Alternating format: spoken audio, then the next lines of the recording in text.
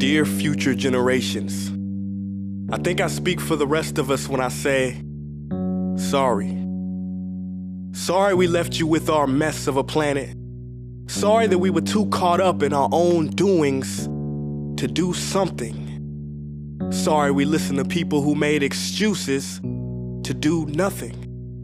I hope you forgive us. We just didn't realize how special the earth was. Like a marriage gone wrong, we didn't know what we had until it was gone. For example, I'm guessing you probably know it as the Amazon desert, right? Well, believe it or not, it was once called the Amazon rainforest, and there were billions of trees there, all of them gorgeous. And oh, you don't know much about trees, do you? Well, let me tell you, trees are amazing. I mean, we literally breathe the air they are creating. They clean up our pollution, our carbon. They store and purify water, give us medicine that cures our diseases, food that feeds us, which is why I'm so sorry to tell you that we burn them down. Cut them down with brutal machines, horrific, at a rate of 40 football fields every minute. That's 50% of all the trees in the world gone in the last 100 years. Why? For this. And that wouldn't make me so sad if it weren't so many pictures of leaves on it. You know, when I was a child, I read how the Native Americans had such consideration for the planet that they felt responsible for how they left the land for the next 7 generations. Which brings me great sorrow, because most of us today don't even care about tomorrow.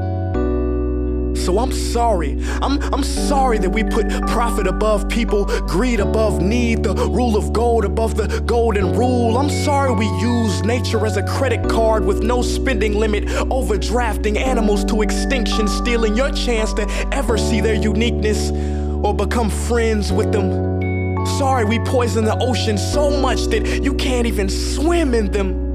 But most of all, I'm sorry about our mindset, 'cause we had the nerve to call this destruction progress. Hey Fox News, if you don't think climate change is a threat, I dare you to interview the thousands of homeless people in Bangladesh. See, while you were in your penthouse nestled, their homes were literally washed away beneath their feet due to rising sea levels. And Sarah Palin, you said that you love the smell of fossil fuels. Well, I urge you to talk to the kids of Beijing who are forced to wear pollution masks just to go to school. See, you can ignore this, but the thing about truth is, it can be denied, not avoided. So I'm sorry, future generations. I'm sorry that our footprint became a sinkhole and not a garden. I'm sorry that we paid so much attention to ISIS and very little to how fast the ice is melting in the Arctic. I'm sorry we doomed you, and I'm sorry we couldn't find another planet in time to move to. You know what? Cut the beat. I'm not sorry. This future, I do not accept it, because an error does not become a mistake until you refuse to correct it. We can redirect this. How? Let me suggest that if a farmer sees a tree that is unhealthy, they don't look at the branches to diagnose it, they look at the root. So like that farmer, we must look at the root, and not to the branches of government, not to the politicians run by corporations. We are the root, we are the foundation. This generation, it is up to us to take care of this planet. It is our only home. We must globally warm our hearts and change the climate of our souls and realize that we are not apart from nature, we are a part of nature. And to betray nature is to betray us. To save nature is to save us. Because whatever you're fighting for, racism or poverty, feminism, gay rights, or any type of equality, it won't matter in the least. Because if we don't all work together to save the environment, we will be equally extinct. Sorry.